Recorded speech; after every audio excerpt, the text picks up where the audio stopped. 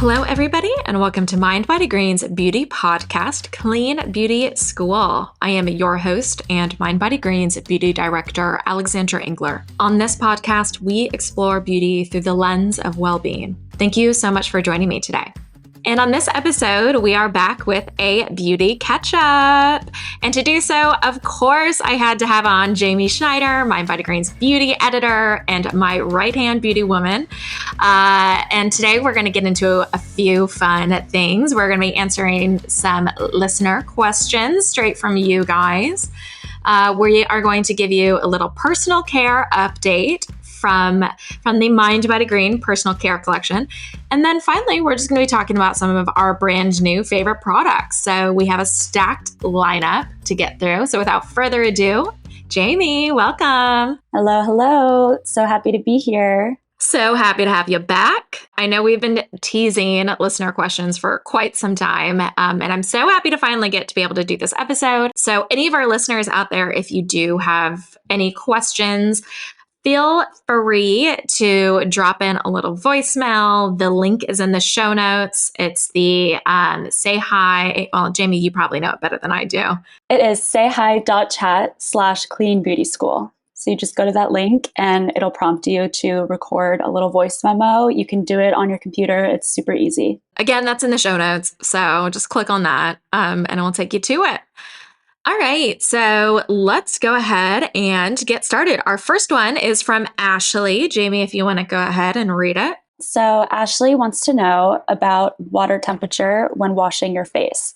Can it ever be too hot or too cold, or is tepid water not useful? Maybe it depends on the time of day or duration that I'm washing my face, how long or what I'm putting on my face afterwards, whether that be moisturizer or something else. So Ashley, I just want to start off by saying hot water strips the skin of its protective oils. You never want to use too hot water on your face. And a lot of people believe that you need to use hot water to kill bacteria or actually remove the dirt. But that is a total myth. You do not need to use hot water to kill any bacteria. And while it is true that heat does dilate your pores, which is why people tend to use facial steamers or even a warm washcloth to wash off their cleansers and masks and such, but you actually don't need to use as hot of water as you might think. You can totally use moderately hot water or even lukewarm water to do this.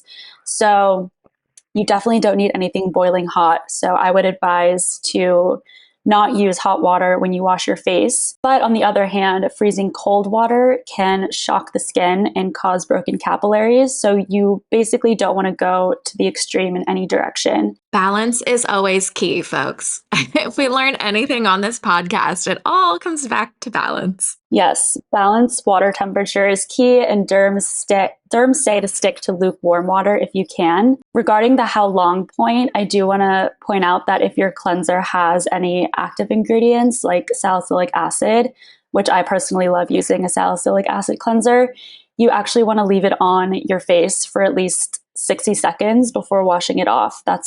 Dermatologists usually recommend around a minute or so. Just gives those active ingredients enough time to do their work on your skin. If you immediately wash off those cleansers, you are quite literally washing those actives down the drain. So if you have like a gentle, just really simple hydrating cleanser, you don't need to worry about this, but just something to point out if you do use a more like active infused cleanser with those actives in it. But the bottom line, just try to use lukewarm water or moderately warm water if you can. That's also the main reason why dermatologists say not to wash your face in the shower, just because the water that you use in the shower is likely way too hot for your face. So try to stick to lukewarm water is my long-winded moral of the story. Perfect answer. I have nothing to add. I do love that we got this question, though, because I do think washing your face is, and I've said this before on the podcast, but washing your face is such an underrated step in the skincare routine, and it deserves more respect. So let's, I love that we get to answer questions about washing your face. It's my favorite step. So it seems so simple, but clearly people have a lot of confusion about it. And fair, there's a lot happening. There's the water temperature, there's the products you're using, there's the length, it's a very involved step. All right. So we got another one from Emily. I'll have you take this one away again. All right. So Emily says, for most of my life, my hair has air dried really nicely, straight and smooth, and I've never had to use much heat on it. It's been pretty low maintenance. It's thin and gets oily pretty quickly, so I shied away from oils. I don't really use a ton of products or think that deeply about what shampoo I use, but I moved in August and now I hate the way it air dries. It's not straight or smooth, it's very frizzy. I tried getting a shower filter because I thought it might just be the water, but that hasn't been successful. And then even when I've gone away, I noticed that in other places it does the same. So maybe it's just a late in life hair change. If you have any recommendations or routines or products, I would appreciate it. So, Emily, your hair type and texture totally changes with age. I think that is definitely the right call. A lot of people know, of course, that your hair can change in color as you age. That's why we get gray hair. It also changes in terms of curl pattern and coarseness. Typically, aging hair gets coarser since the hair shaft loses those protective oils that give it some slip, which is why you may notice it becoming more frizzy as you get older. But even more broadly speaking, your hormones can totally influence your hair texture and your curl pattern just because your hormones fluctuate throughout your life. Personally, I've noticed my curl pattern actually loosen a bit with age. When I was younger, my hair was definitely a lot more fluffier and full, and now I've noticed it become flatter with a more looser wave pattern. It differs for everyone, but it is a totally natural, normal, and expected change. The water could have been a culprit, but I would say since you noticed the same thing in multiple places, I would bet it's just a natural hair change, which is totally fine. But in terms of recommendations for routines and such, I would recommend using a hair mask in place of conditioner. That's what I personally do.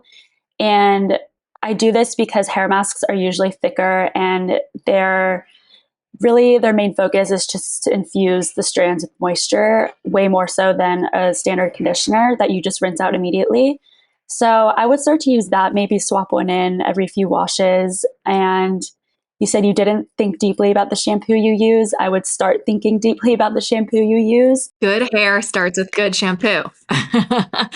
It's the same thing as our face wash. It's it's an underappreciated step. It's the foundation. Absolutely. As you noted, that some shampoos is the foundation of your hair care routine, and a lot of them are notorious for stripping your strands, which can really result in frizz pretty quickly. Like frizz-free hair starts in the shower, no doubt. You want to use something sulfate-free and hydrating, and we have a bunch of guides on the site if you want to check those out. And then for styling tips, I would try to define your new curl pattern and play around with it and have fun. I personally swear by this trick I learned from Diana Cohen, who is the founder of Crown Affair. Um, After getting out of the shower, I will apply a leave-in conditioner, I'll detangle my hair, and then I'll wrap my hair in a microfiber towel for about 15 minutes. And the microfiber is important because the fibers of the towel are super soft. So that helps stave away frizz as well. Then after 15 minutes, I'll take it out. I'll apply a hair oil and a hair gel and scrunch my curls to define them. And then what I'll do is I'll take the two front sections and I'll twirl them away from my face into two little twists and then clip them back with a claw clip, kind of like you're doing a half up, half down style. And then I will put the rest of my hair in two sections, twist those, and clip them in the front of my face. It's a little hard to explain. I'll link the video that she shared in the show notes so you can visualize it. But you're basically twisting your hair to define your curls and then just leaving it alone for as long as you can. And then when it's dry, you can unclip your hair and shake it out. You look a little crazy while you're waiting for it to dry, but it has really changed my air dry game completely. My waves just look so much more defined and frizz free and soft. That's a trick that works for me, but ultimately just listen to your hair, have fun with it, and just be willing to adjust your routine. That would be my general advice. Yeah, I love that last little bit. I think when we experience changes with our hair, we're more reluctant to change our routine. We just kind of have this idea of, why doesn't my hair respond to my products like it used to? Or, I just think there's a little bit more hesitation with hair. But, to compare it to skin again, it's like if all of a sudden your skin became more sensitive, or if all of a sudden you started experiencing breakouts, or you experienced any sort of skin type change, whatever it is, you became drier, you became oilier, you wouldn't hesitate to switch your skincare routine. You'd be like, okay, I have oily skin now. It is time to get a mattifying moisturizer and mattifying makeup. Or, hey, I have sensitive skin. All right, I'm taking out this active and I'm putting in, a soothing face cream. And I just think we need to think about our hair in similar terms. If you are experiencing a new texture, or you're experiencing maybe oilier roots, or you're experiencing hair that is more, damage prone, whatever it is, just like be comfortable and be open to the idea that you need to change your hair care and styling routine based on what your hair is going through. Because, like you noted at the top, your hair texture changes throughout your life, and that is totally natural. So just be willing to try something new. I think that's fantastic advice. Something that I have certainly done throughout my life. I feel like my hair, I've gone through so many different phases with my hair. So I feel like I'm always like, all right, what is my hair bringing me now? Let's go. Yeah, that's so true. I feel like we don't think of our hair as this dynamic part of our bodies, but it totally is. It really does change. Yeah. So let's treat it as such. Let's be willing to try new things. All right, I'm gonna grab the next one. This is from Emma. She says, I'm getting married in a few months before the wedding. I am working on regrowing my eyebrows. I really severely overplucked them when I was younger, trying to get that thin look. Emma, I get that. And now they are just super uneven. But I've never really tried to do anything to them to encourage growth. So I'm wondering how much regrowth is even possible to restore your natural shape, and just anything I can be doing to help that process. I think this is a great question. And it is a question that I think comes up quite a bit. We like to write about eyebrow growth on this site because we get so much demand for it. And recently we actually had an episode about brow and lash regrowth with Jazz Amani. So certainly worth giving that a listen. It was a really fun episode in general, and she just has so much advice about brow and lash regrowth, and certainly worth checking out. But a few takeaways from that episode in case you don't have time to go back and re-listen to it. She advised to invest in a brow growth serum. There are a few really fantastic ones on the market. We have written a roundup on this, so I will be sure to link that in the show notes so you can easily check them out there. I recommend looking for brow growth serums that contain peptides. Peptides do have some data showing that they can encourage growth in the area. So I definitely think some of those brow growth serums that are on the market, there's some real science supporting them. One tip that I loved from Jazz is exfoliate your eyebrows. And when she says this, she doesn't mean grab a scrub and go crazy with it. That is certainly not the advice here. Her advice was really simple. It was grab a little spoolie, a clean spoolie, the little things that you may apply mascara with, get a clean one and just brush your eyebrows.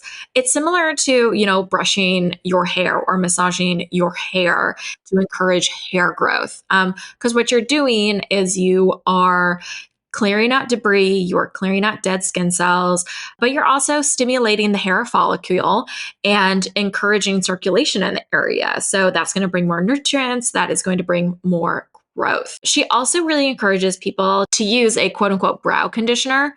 This isn't a brand new product that you need to go out and buy. What she means by this is just applying a little bit of castor oil or coconut oil on the brow and then, rinsing it off. So it's basically just giving those brow hairs a little bit of hydration. It's nurturing the hair follicle. It's nurturing the hair underneath. These are light oils, so they're super, they're not going to weigh the hairs down. You don't run any risk of, adding too much product. They're just really delicate. And I loved that advice. Castor oil for brow growth is something that people talk about quite a bit.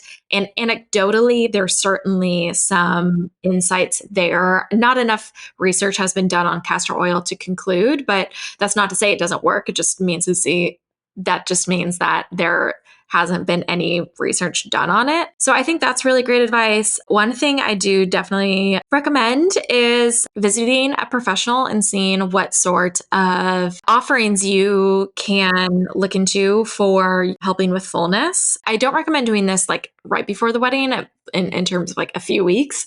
Definitely give yourself some buffer time here. But I would say like a handful of months before the wedding, go visit a brow specialist, look into brow tinting. Brow tinting is going to be able to pick up those small, thin, blonde hairs that otherwise they'll go invisible. But brow tinting is able to, it will darken them. It will add some fullness to the brows. It's going to be able to, give a little bit more shape in areas, fill in gaps. But like I said, definitely do that well before the wedding. I would hate to have somebody go get their brows tinted and hate the look and, then be panicking that they're going to have these brows that they don't like before the wedding. Give yourself plenty of time to test it out first. And then I will say, unfortunately, if there is scar tissue from overplucking, hair is not going to grow back. So when I get the question, is brow growth even possible? My answer is yes, it is possible in some occasions. Not everyone is going to be able to have full brow regrowth. Unfortunately, that's just not possible. If you overpluck, if you've gone to the extreme, there's might be some scar tissue there and you may have lost those brow hairs. But that's not to say that, it's not possible to get a fuller look. There are things that you can do, including daily brow care, including brow tinting, including, makeup hacks. But, in some cases, certain parts of your brows, you may have lost those hairs. So just trying to set expectations there. I don't want to overpromise anything. But yeah, that's brow regrowth. Certainly a hot button topic that we love talking about. And be sure to listen to that episode if you want more advice. Yeah, I personally do get a brow tint. I try to go every 6 weeks to Joey Healy, who's the best. And I can attest that I have so many of those really blonde vellus hairs around the perimeter of my brow that just come to life and make my brows appear so much fuller than they did when I walked in. The results are really worth it, I would say. I completely agree. I feel like every brow specialist that I follow, when they do before and afters of brow tints or brow laminations even, it's night and day. I mean, these people are true artists. They can fix almost anything. So, I definitely recommend reaching out to a professional. Give yourself plenty of time before the wedding to do this, but people can work magic out there. It's pretty impressive. Okay, so the next one is from Jennifer. Hi, I was just wondering, can LED light help with dark spots such as freckles and maybe certain goals around skin health? Again, we have another episode with Ellen Marmer. She's a dermatologist, Dr. Ellen Marmer. She is a specialist in lasers and LED lights. She has pioneered the field of lasers and LED in a lot of ways. Her work with lasers goes back decades. She's really such a fantastic dermatologist. And, certainly I consider her a top source for anything LED related, probably one of the most knowledgeable women that I know on the topic. So it's worth listening into that episode. But just to, talk about what's on the market and what you can do and what you can expect. So from what's on the market, you are mainly going to see red and blue LED masks. Red is definitely the most common, and for things like dark spots and fine lines and any sort of like healthy aging concerns, red light is more than likely going to be your go-to color. I do have to say here that LED masks are expensive, and this is a category in beauty where you get what you pay for. If you order a $20 mask off Amazon that you do not know the brand and, it's kind of just like this sketchy situation, you might as well be paying for Christmas lights. You got to get a high quality, reputable LED mask to expect any sort of results. And, so that does mean that these masks are cost prohibitive for a lot of people. And that is unfortunate.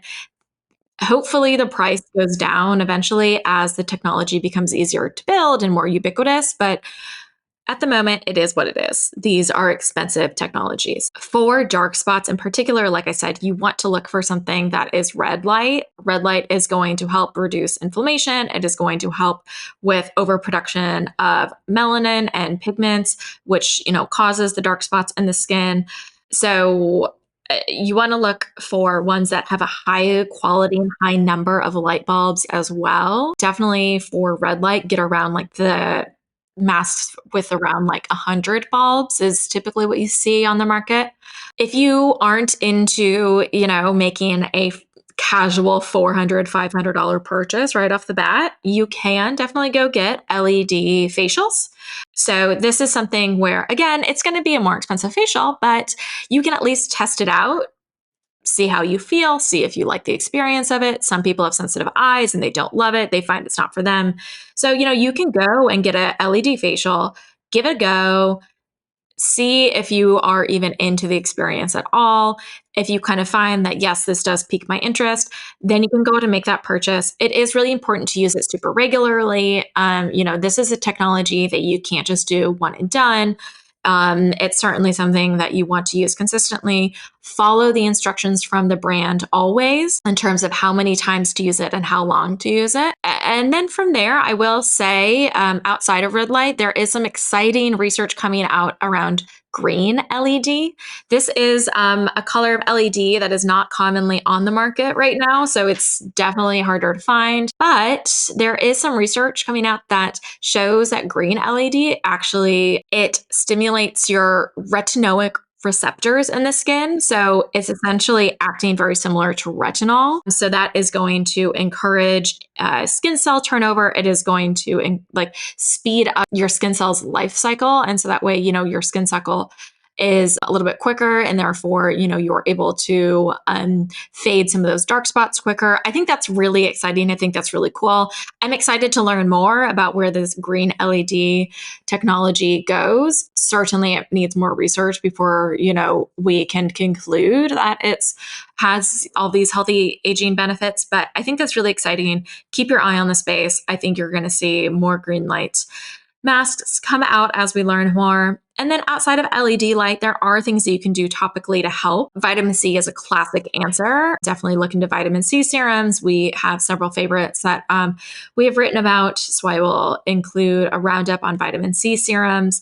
Outside of that, you can look into retinol, of course. We just talked about retinol with green light, but retinol can definitely help fade dark spots. Retinol can be irritating to some folks, so it is not for everybody. You can look for AHAs like glycolic acid, lactic acid, mandelic acid. And then, you can look for skin brighteners like licorice root and kojic acid. These are topicals that, you'll want to use consistently and fold into your routine, but they definitely help with dark spots.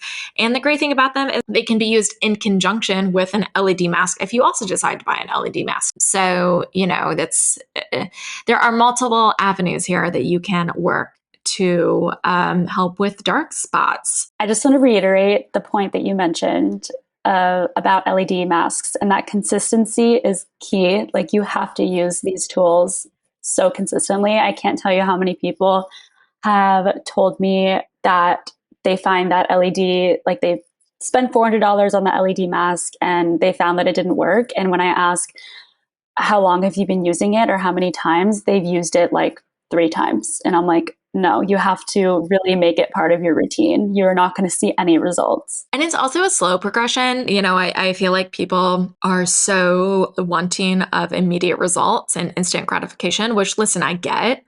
But with items like this, it really, it takes time, it takes consistency. This isn't an overnight solution. But these things, they're good technology. They really do work. And then finally, if for whatever reason your dark spots and freckles really do bother you, there are things that you can do in office that can help. Typically, that's going to be IPL lasers and chemical peels. But I'm not a dermatologist, and the dermatologist you visit will be better equipped to guide you on what sort of in-office procedures is right for you. But I hope that answers your question, Jennifer, on LED lights. I'll move on to Josephine. She wrote in, or she called in, and she wants to know about how she can help her skin look more firm and just all over, her complexion nicer looking. So, we could spend countless episodes on how to help firm your skin. We write about it quite a bit on the site, and I feel like we don't even scratch the surface on all the ways that you can help your skin. So, we obviously approach things from a very holistic view here. We think that everything is skincare, from, how much you sleep to what you're eating to your stress levels. So certainly all of those things play a factor. Make sure you're getting the 8 hours of sleep. Make sure you're eating a robust, balanced diet. Make sure that you have stress management techniques in your life. Make sure that, you are doing what works for you to help your well-being. But in terms of basic skincare, which I assume this question is targeted after, if you're starting from scratch, there are just some really good basics and classics that you can fold into your routine pretty effortlessly to help get your skin firmer and where you want it to be. Definitely vitamin C and antioxidants. There's no upper limit to how many antioxidants you can feed your skin. Antioxidants they're going to help fight free radicals. They are going to help preserve your collagen layer. They are going to brighten. They are going to help, fade dark spots. They are going to do so many things. And then outside of that, within antioxidants, there's so many different types of antioxidants, from niacinamide to vitamin E to astaxanthin to tabula to blah, blah, blah, blah. And all of these have very unique specific functions in the body. And one of the favorites for firm skin in particular is vitamin C. And why vitamin C is recommended so often, especially for aging skin, is because it's a vital part of the collagen synthesis process. Your body cannot build collagen without vitamin C. So you need to make sure that you are consuming vitamin C and using it topically if you are after firm skin. So definitely vitamin C. We talk about retinol quite a bit. I know I mentioned it earlier for dark spots. Definitely, it is harder to tolerate. I get that. Not everybody can use it. Not everybody can use it daily, but it's worth exploring, finding a retinol that works for you. And what's awesome about the retinol market right now is there are just so many different types and derivatives on the market. They start with retinol alternatives. These can be natural, like bakuchi oil. And then, you can get into low grade retinol derivatives. These are retinol esters, for example, or retinol palmate. I hope I'm pronouncing that correctly. These are lower levels of retinols. Basically, they're not as hard to tolerate. They're a little bit more gentle on their skin. They're also a little bit less potent and less effective. But, if you are somebody who is a total retinol newbie, it's a great place to start. Then you can move over into retinol OL. So these are kind of your classics. This is what you see most on the market. It's pretty ubiquitous.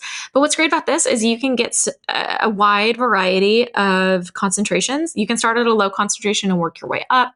I definitely wouldn't recommend jumping straight to the highest percentage you see, but there are a lot of great ones on the market. And then finally, you have retinol.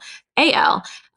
This is a newer form of retinol on the market, or retinoic acid on the market. And this is going to be your most potent. This is definitely going to be for people with more mature skin, people who really want to target sagging and fine lines and loss of firmness. But there are really great ones that have just launched. Murad has a really great one. Dr. Whitney Bowe has a great one. There's plenty emerging. So, you do have options there. And then collagen. Collagen. That is your key to firm skin. If you want to focus on consuming collagen in your diet, you can definitely look for things like chicken with the skin on, look for things with amino acids like eggs. And then, of course, there are collagen supplements. Definitely look for robust formulas that have that vitamin C already built in. So your body has the tools it needs to actually create the collagen. Look for options with a higher amount of collagen grams per servings. For skin, you definitely want anything at least 5 grams or above, but you can even get higher into 10, 15, 20 around there. So those are 3 basics that you can add. Yeah, I would add SPF to that list just because I think you can get the best retinol on the market, but if you are not protecting your skin, it's all of that work is just going to get thrown out the window. So I would recommend investing in a good SPF and wearing it daily. I would also add investing in professional services and treatments, just because I think seeing a professional is so important. And Alex, you and I talk about all the time how in the nutrition and even the fitness space, people are a bit more willing to turn to the pros. Like if you are looking to clean up your diet or you have a certain fitness goal in mind, people are quite eager to turn to a trainer or a dietitian or a doctor to sort of help them meet those goals. And in the beauty space, we think it should be the same where you turn to a dermatologist or an esthetician if you have specific skin goals that you want to achieve. And so I think that anytime someone asks me what are the best skincare products, beauty products to splurge on, I always say splurge on the services because you can honestly get really good products these days at a budget friendly price. Whereas I would spend my money personally on a really good service or treatment. I think it is a really solid investment for skin and skin health. Yeah, I mean, absolutely. I think that, find your skincare person and stick to them. I know it's easy to rely on people that you see on TikTok or Instagram or these influencers as kind of like your skincare pros, but those influencers don't know you. They don't know your skin. They're not touching your skin. They're not talking to you about your life. They're not seeing you consistently. Like they're not going to give you the same advice as somebody who is literally physically touching your skin is.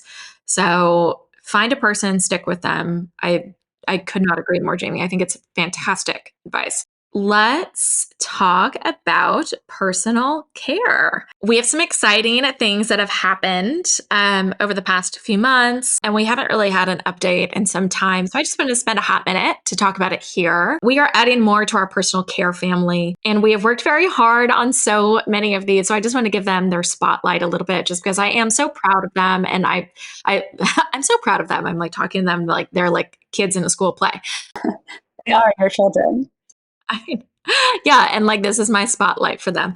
So I just want to, explain a little bit more about them to you, to our listeners, so you have some context. As you know, we care about the skin barrier a lot here. I talk about it in almost every episode. I am constantly asking my guests about it. I get excited every time it brings up. I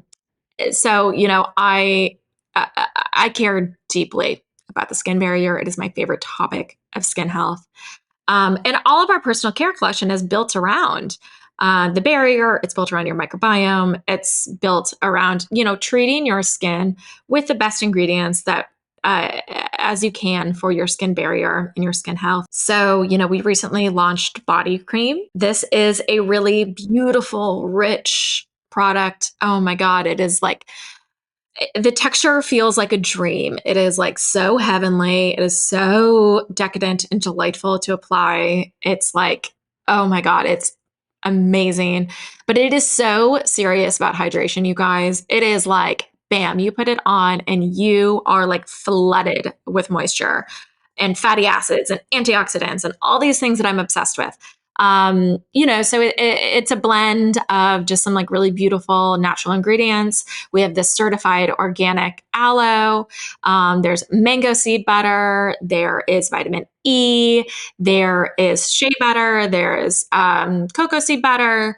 There's squalene, just like these really beautiful natural ingredients that are all loaded with, various fatty acids, various lipids, various antioxidants. Like, for example, like mango seed oil is high in vitamin C, and shea butter is high in vitamin E. Just like these really beautiful ingredients that we often encourage people to use for their skin. I'm obsessed with it. I think you are too. Oh yes, I am obsessed with the body cream.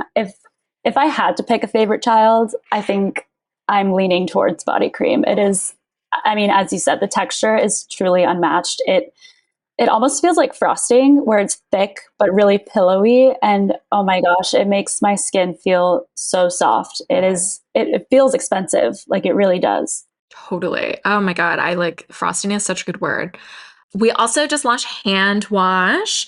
So hand wash, it's neroli scented. And so it has this like bright citrus, but like it's grounded with this, woody cedar wood. And this hand wash, it's really lovely. It's made with these really gentle surfactants that are biodegradable, because, it's a wash off product. So we wanted to make sure that, what we were using is biodegradable. So that way it doesn't, go back and pollute the waterways. But these surfactants, they are super gentle. They will not strip your natural oils. It's hydrating and cleaning at the same time. It's also full of lipids, antioxidants, and other barrier supporting nutrients. We put a lot of like sea veggies in this one. So like a lot of algae, which are like we know to be really beneficial for skin health and internal health too, but skin health particularly. And then it also contains our pre and postbiotics that we have elsewhere in the line.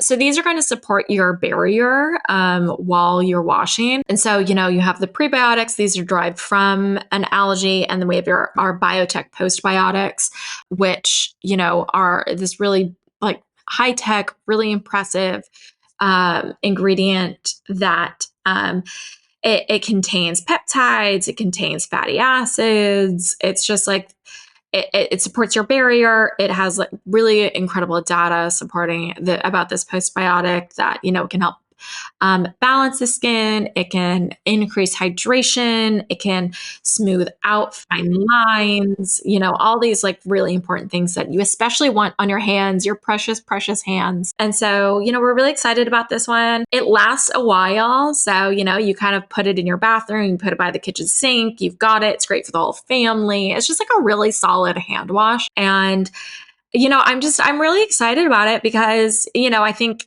I keep on talking about like these washing steps as like kind of this like forgotten unsung hero. And I do think that hand wash certainly falls in that. Use the hand wash and the hand cream, and I swear you won't go back to anything else.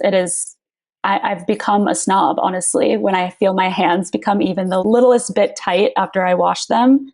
I'm like, oh no, this won't do. Exactly. No, so agree. Okay, and then body oil. Body oil has been on the market since the beginning of the year, but I just want to highlight it here. I really do think this might be my favorite product, which is like, I didn't think it was going to be able to surpass the others, but I love it so much. I have gone through so many bottles of this. And now that we're encroaching on summer, I just wanted to give it its moment because it is like the perfect summer product. It's light.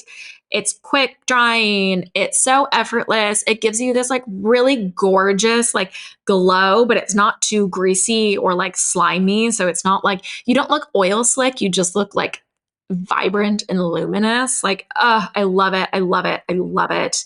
Again, this is filled with just like so many beautiful natural ingredients. It contains an organic safflower seed oil. It contains sunflower seed oil. It contains squalene, prickly pear seed oil, vitamin E. That's it. Well, then it, contains some stabilizer and whatnot and emulsifiers. But other than that, very simple, very beautiful formula. And yeah, I think it's taken the top spot. I can't believe it, but I think it has. Exclusive news, everyone. Yeah, I have a new favorite product.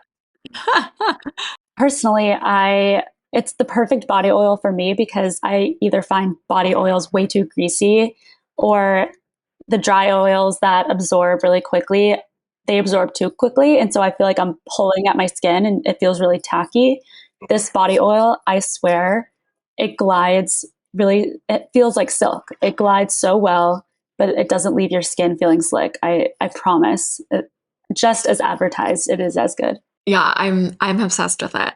Okay, let's get into as of late. So we did this segment last time, and this is a franchise that we have on the website where we ask people, what they're into lately. And I had fun doing it last time, so let's do it again. So the splurge, this is something that is sometimes we call it the splurge, sometimes we call it the pleasure. I'm hesitant to call this one the pleasure, but I will call it the splurge. It is a treatment that I recently got. It is called Soft Wave.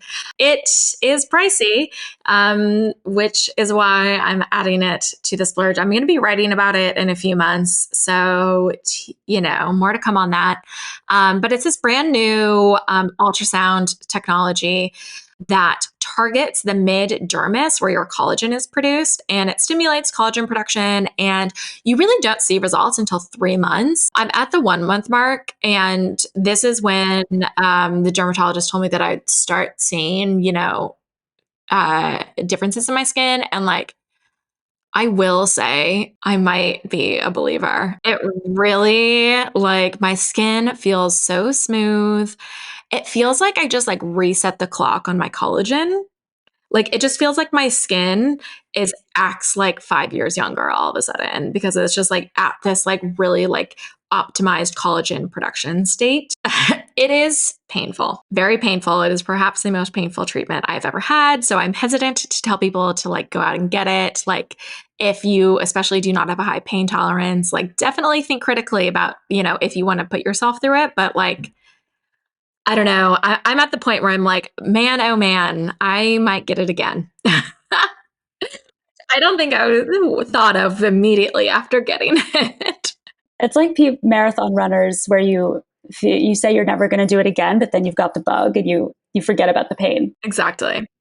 Okay, the other one I want to say is a surprise hit, Ole Henriksen's Banana Bright Mineral Sunscreen.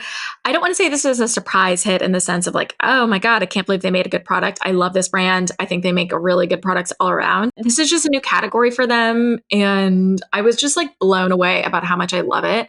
It color corrects in this really lovely way, and it just like smooths on the skin. It feels really good. It has vitamin C. I will say I'm fairly pale, and it is a mineral sunscreen. And so like white cast isn't necessarily something that I personally deal with, but because it kind of has this like peachy tint, it has a little bit more universal wearability. I've heard good things about a wide variety of skin tones. And then there are photos on the website that you can go check out to see, about how it rubs in. But yeah, I'm so pleasantly surprised by it. I really, really love it. And I feel like it's been a while since I've gotten like perked about an SPF. The signature. So the signature it's Fleur Solo Power. It's a new fragrance, but it uses all of my like signature notes, which are like jasmine, musk, neroli, like woody scents, sea salt. So it has some like fresh marine notes. I mean, it is just like everything I love in a fragrance packed into a bottle. And so it is just like the moment I smelled it, I was like, wow, this fragrance was made specifically for me. And then the last thing I'll say is Tried and True, which is our body oil. Like I said, it is my brand new favorite. It has taken the top spot. I love it. It is I don't know, it's my tried and true. I've gone through like 3 bottles at this point. Awesome. So I will jump in with what I've been using as of late. I'm going to start with the surprise hit, and that is the Alpen Beauty leave-on liquid exfoliator. I have never loved leave-on exfoliators. I think it's just something about my brain where it's so easy for me to go overboard when I use an exfoliating serum or a toner. Whereas when I wash off a product, it's so much better. Like I mentioned before, I love a salicylic acid cleanser. I love an enzyme mask. There's something about washing off the product where my brain is like, okay, it's done. I'm not going to put on any more exfoliants. So I kind of stayed away from the leave-on exfoliators, but I really love this one. It is so, so gentle. If you're familiar with the Paula's Choice 2% BHA toner, it's basically really similar to that, but I find it's a lot more gentle, and it's made with wild crafted plants, which is the signature from Alpen Beauty. It has 2% salicylic acid. It has borage extract and tremella mushroom. So it's super anti-inflammatory, super hydrating. I've been using it every night. And I usually would not be able to do that with an exfoliator. And it's been working for me. It hasn't been sensitizing at all. So that was definitely a surprise. The secret, I am excited to talk about this new peel off lip stain that I found by the brand sayhi. So quick backstory, I came across this product down a TikTok rabbit hole where I saw Dr. Whitney Bowe, who has been a podcast guest for us and a source many times. We love her. She was duetting another video where someone was using one of those peel off brow tints to line their lips. And she was all for it. She was basically saying how she recommends people do this once in a while rather than using an irritating lip plumper. So I was sold. And then fast forward down my rabbit hole a bit more, I found sayhi, who has a peel off lip liner, which has the same idea, but it's an actual lip product. So it has this really nice doe foot applicator, and you slightly overline your lips with it, just like you would with any lip stain lip liner. Then you let it set for like 15 minutes. And then once it dries, you peel it off and it leaves this really subtle tint around your lips. And it really lasts for hours, even after eating or drinking.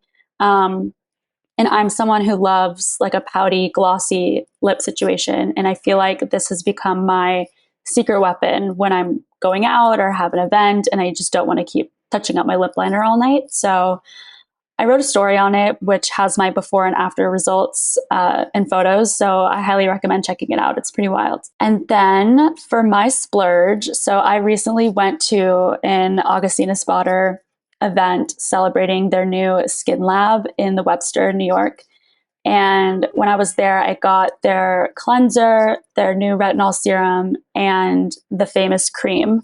I have a little A/B routine going on right now, and I feel like a fancy lady, honestly. I have tried a few products here and there, but I had never had a full Augustina Spotter routine that I really stuck to for a long time. So now I truly get the hype why every beauty editor swears by it. It is life-changing. I am genuinely fearful of running out one day. So that is my splurge. Oh, I know. It's like once you find an expensive, really good product, you're like, God damn it. I actually wish I didn't like this. I know. I know. Oh well.